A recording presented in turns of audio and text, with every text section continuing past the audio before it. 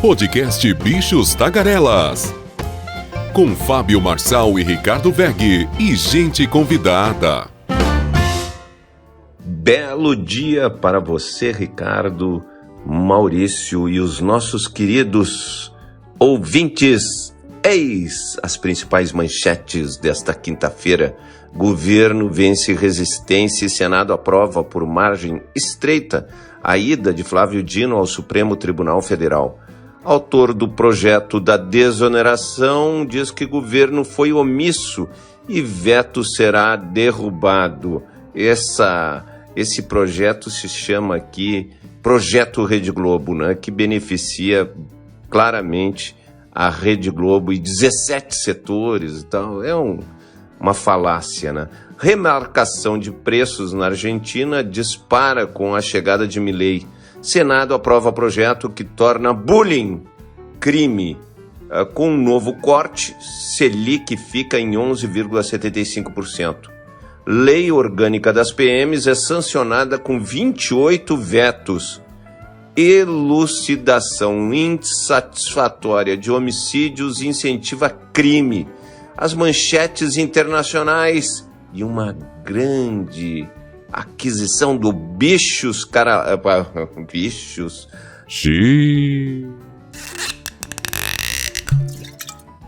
Tagarelas, o melhor do automobilismo, com o nosso craque Renato Rossi. Quem é Renato Rossi? É o cara que mais conhece automobilismo no Brasil. É jornalista, pós-graduado em Ciências Sociais pela Universidade de Paris e piloto de testes com formação no Brasil e na França. Craque! Mas vamos lá, o governo então venceu a resistência, o Senado aprovou ontem as indicações de Lula para o Supremo e para a Procuradoria-Geral da República. Dino, de 55 anos, foi confirmado na Corte Máxima do Judiciário e Paulo Gonet, de 62, para a chefia do Ministério Público Federal. Escolha que teve, o Flávio Dino teve 47 votos a favor e 31 contra e 2 abstenções. O subprocurador-geral recebeu uma votação bem superior, 65 votos favoráveis e 11 contrários, né? Então, ali, vamos dizer, com essa votação 47, o governo tem que se preocupar muito com isso, né? Que a expectativa era 50, 51 votos. Com 47 votos, o governo não aprovaria, vamos dizer, seria derrotado num processo de impeachment, e também a proposta de emenda constitucional o governo não conseguiria passar no Senado. Então, o grande ensinamento agora é que a base no Senado não está uma base firme como se esperava. Mas foi uma sabatina primeiro na Comissão de Justiça com revelações, né? Flávio Bolsonaro, que não conseguiu administrar uma franquia, né, de chocolates, e ele falou que o pai dele, o Jair Bolsonaro, tinha perguntado para ele se ele queria ser ministro do Supremo, que ele seria, né? E eu também não tenho dúvida, naquele momento ali, que o Jair Bolsonaro surfava no Senado Federal, passaria um nome, né? Mas o Flávio falou que ele indicou, e daí o André Mendonça. O que tem o André Mendonça semelhante ao Flávio Dino foi a votação dele, né? A votação do Flávio Dino foi muito semelhante à do André Mendonça, né? Para vocês terem uma ideia, 31 votos é um contingente grande para a oposição no Senado. E foi, né, o que teve um número de votos negativos o André Mendonça quando foi candidato do presidente Jair Bolsonaro, né? O Gonet, ele surfou ali, né? Passou com uma ampla maioria. Só para lembrar aí o nosso ouvinte rapidamente como fica o Supremo Tribunal Federal, né? Gilmar Mendes é do Mato Grosso, Centro-Oeste. Carmen Lúcia é de Minas Gerais, Sudeste. Dias Toffoli, São Paulo, Sudeste. Luiz Fux, Rio de Janeiro, Sudeste. Roberto Barroso, Rio de Janeiro, Sudeste. Edson Fachin, Gaúcho. Alexandre de Moraes, Sudeste, São Paulo. Nunes Marques, Piauí. André Mendonça, São Paulo. Cristiano Zanin, São Paulo. E Flávio Dino, agora Maranhão, Nordeste. Então, uma ampla maioria de paulistas, né? O Supremo tem, então, quatro paulistas dentro dos seus 11 ministros. Voltamos no próximo bloco e eu tô doido para ouvir no último bloco o nosso Renato Rossi, o cara que sabe mais de automobilismo no Brasil. Então até daqui a pouco. Mais um blocão aqui, começando com a Selic, né? Na última reunião do ano, o Copom do Banco Central cortou a taxa básica de juros em 0,5 ponto percentual e indicou que o ritmo será mantido. A taxa Selic recuou de 12,25% para 11,75% ao ano.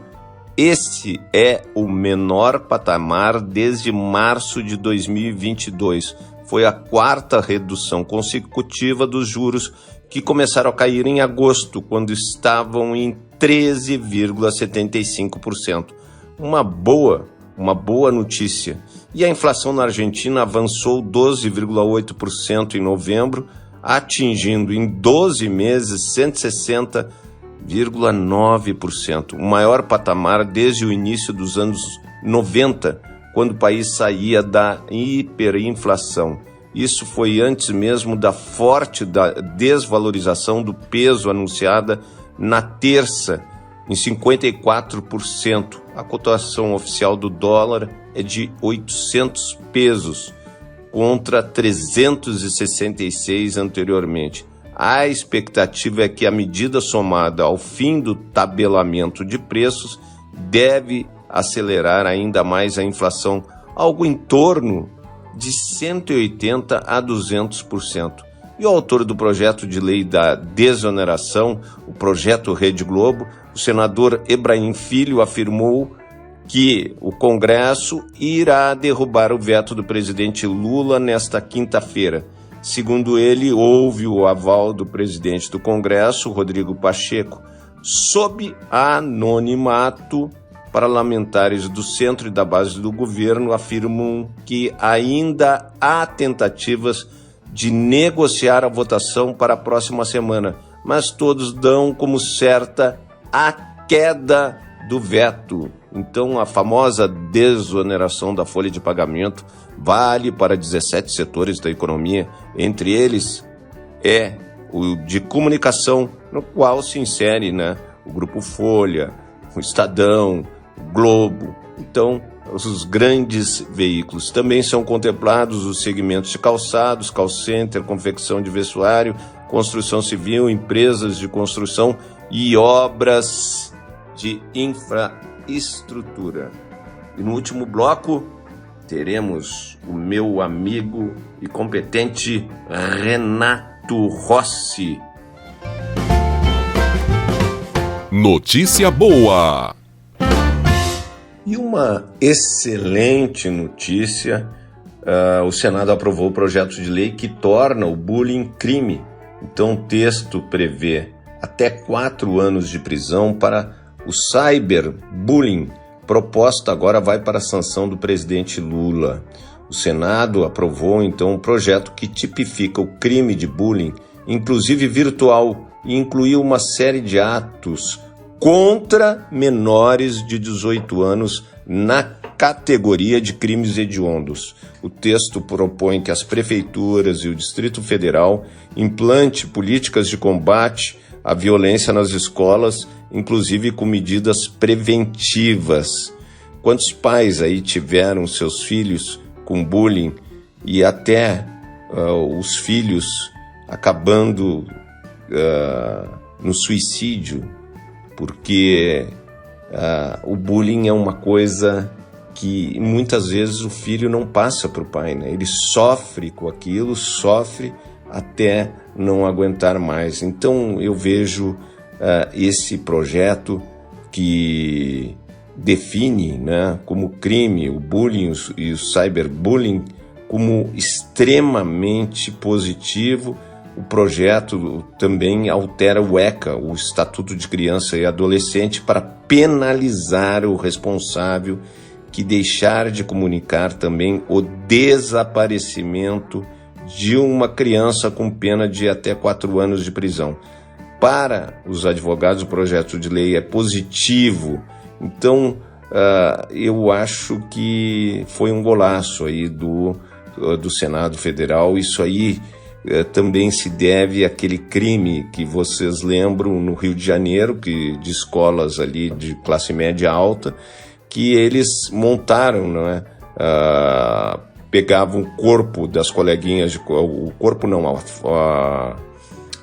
pegavam, né, assim, a cabeça, né, da coleguinha e botavam um corpo com nudes, né, um corpo de uma mulher pelada, né?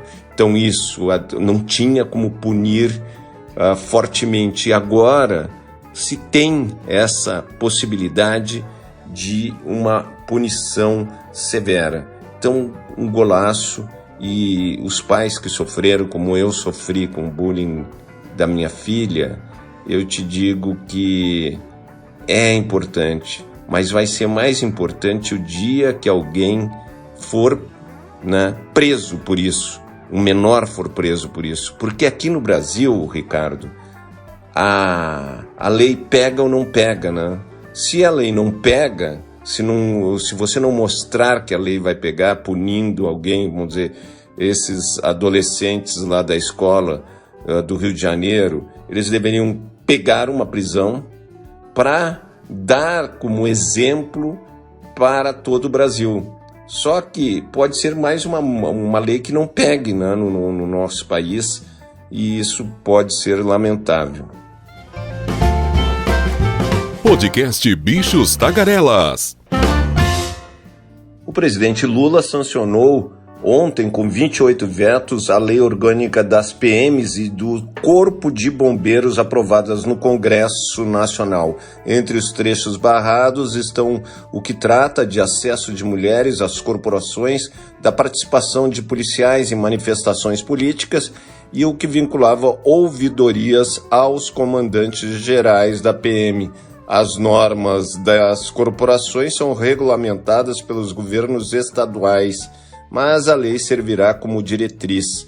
Os vetos serão analisados, então, pelo Congresso Nacional. Um dos trechos vetados estabelecia o mínimo de 20% das vagas de concursos das corporações para candidatas do sexo feminino. A justificativa foi de que o percentual, na prática, instituiu um teto de admissão, famoso, né, machismo. Mas coisas importantes aí relacionadas ao crime também: quase 2% dos assassinatos cometidos em 2021 ficaram impunes, revela um novo estudo. Não é incomum a polícia prender um criminoso e descobrir que um velho conhecido, ainda que oficialmente não deva nada à justiça. Muitas vezes as acusações, mesmo as mais graves, não vão adiante. Os crimes permanecem impunes e os suspeitos livres para continuar a praticá-los. Não é quando tem uma visibilidade na imprensa que daí eles resolvem punir esses crimes, né? Apenas pouco mais de um terço, 35% dos quase 31 mil homicídios dolosos cometidos no Brasil em 2021 foi esclarecido, revelou a pesquisa do Instituto Sou da Paz. No ano anterior, haviam sido 33%. Ao longo dos anos, a taxa tem se mantido estável. Só em 2018 ficou acima da média com 44%. Os índices de elucidação do crime no Brasil são constrangedores. A média mundial, como base nos números mais recentes da ONU, chega a 63%. Então, uma vergonha nacional, e por isso que continuo reincidindo nos crimes, essa bandidagem que temos no nosso Brasil. No último bloco, Renato Rossi vai falar sobre o automobilismo. Estou doido para ouvir o meu querido amigo Renato Rossi.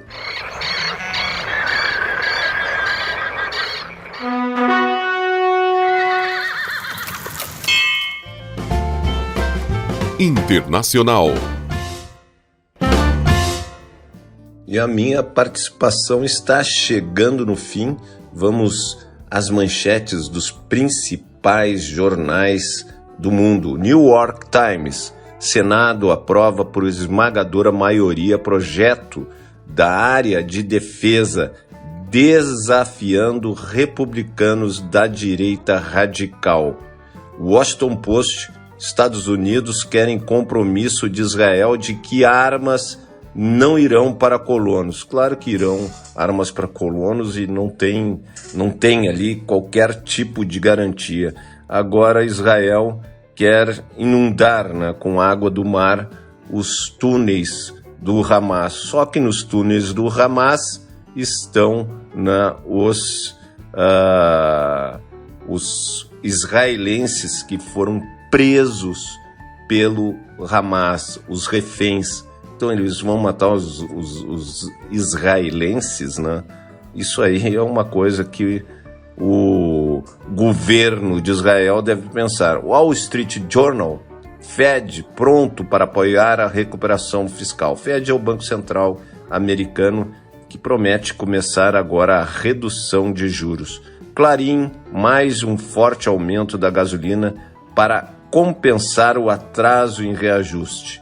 Então, a situação ali está difícil na Argentina. La Nación, ministro da Economia antecipa mudanças nos subsídios energéticos.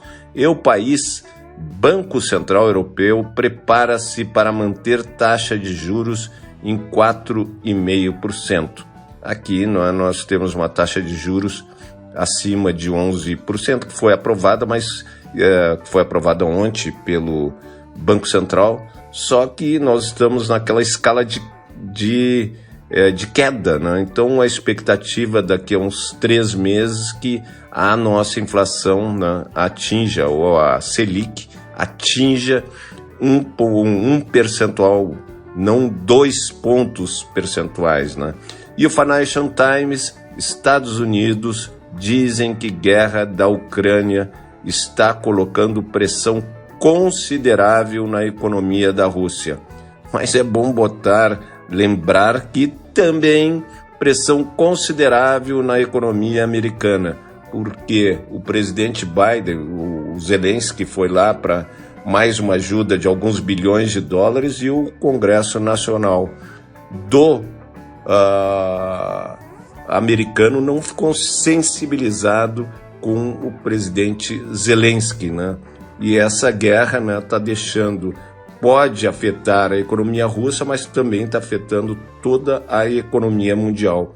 E o Zelensky também está com dificuldades, de colocar combatentes.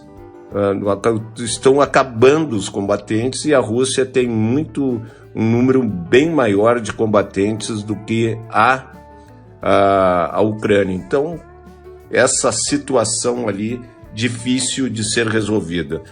E Ricardo e Maurício, me despedindo de vocês e esperando aí o comentário do craque Renato Rossi.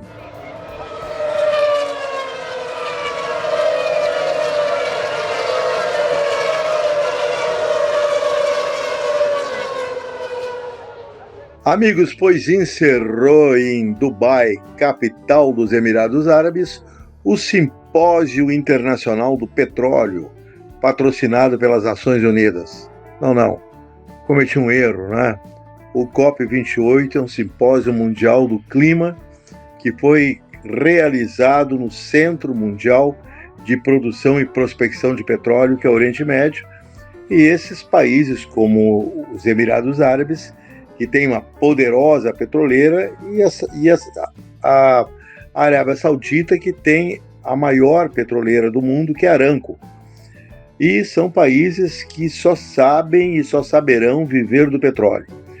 O COP28 acabou de uma forma lamentável, porque ele ficou durante todo o tempo entre dois polos que são definidos por duas expressões em inglês: phase out ou phase down, ou seja, acabe logo ou partimos para a postergação, a mitigação. E pela presença maciça em Dubai de petroleiras, de executivos de petroleiras, banqueiros poderosos, o grande capital estava lá. Isso só significa uma coisa: o mundo ainda não está preparado para viver sem petróleo. O mundo vai acabar antes do petróleo.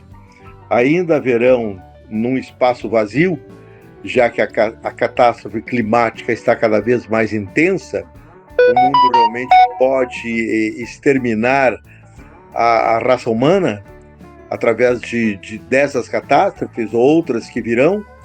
Estão aí os incêndios da Califórnia, incêndios do Pantanal, cidades chinesas irrespiráveis, São Paulo, onde não se respira mais uma gota de ar puro, e tudo que está de errado no clima do planeta.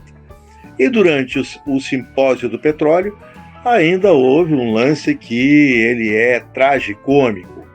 O presidente do COP28, o sultão Al-Jaber, uns óculos assim meio de Drácula, uma pinta estranha, falou a frase, o conceito do simpósio, dizendo que não há nenhuma confirmação científica sobre os malefícios do petróleo, sobre os malefícios dos combustíveis fósseis. Que nada.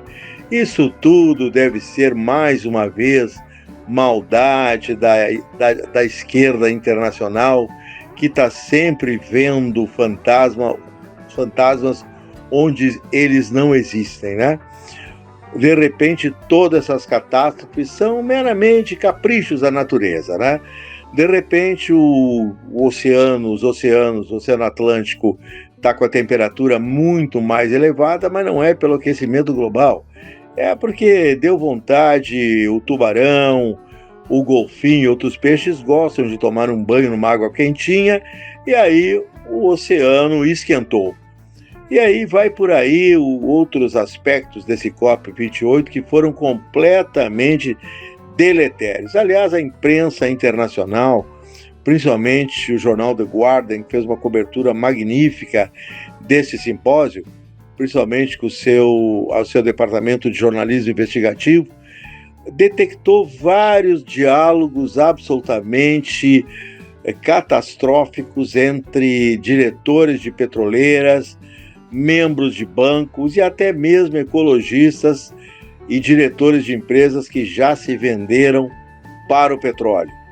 Um desses caras é o Carlos Tavares, o CEO global do Stellantis. O português, mais uma vez, falou durante o simpósio que não concorda absolutamente que exista um final determinado para o combustível fóssil. A Comissão Europeia já tinha definido, há uns 2 anos atrás, 2035 como ano final do motor a combustão. A partir dali, só carros elétricos ou movidos a energia limpa. Pois esse COP28 deixou um cheiro de óleo queimado no ar.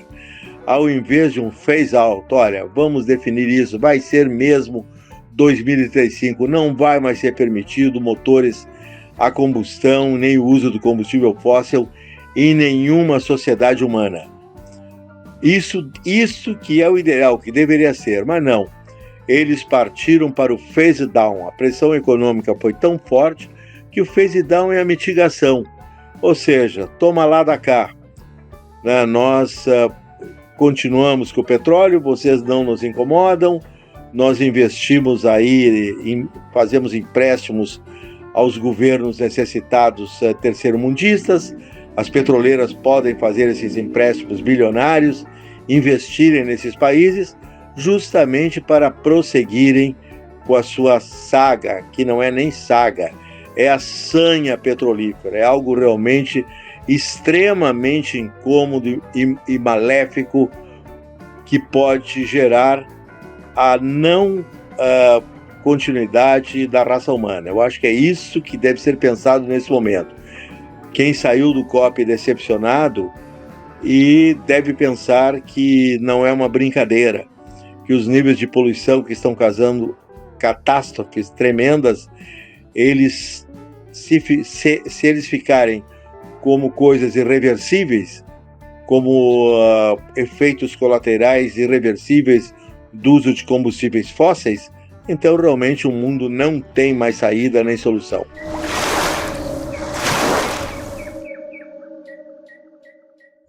É isso aí, minha gente. Hoje, dia 14 de dezembro de 2023, eu sou o Ricardo Weg, jornalista. Estava aqui só escutando Bichos Tagarelas, ouvindo nosso querido, super bem informado jornalista Fábio Marçal. E hoje também a estreia do Renato Rossi, ele que também é jornalista, pós-graduado em Ciências Sociais pela Universidade de Paris. Renato Rossi é piloto de testes, foi uma honra ouvi-lo sobre automobilismo, esperamos sempre a sua participação por aqui.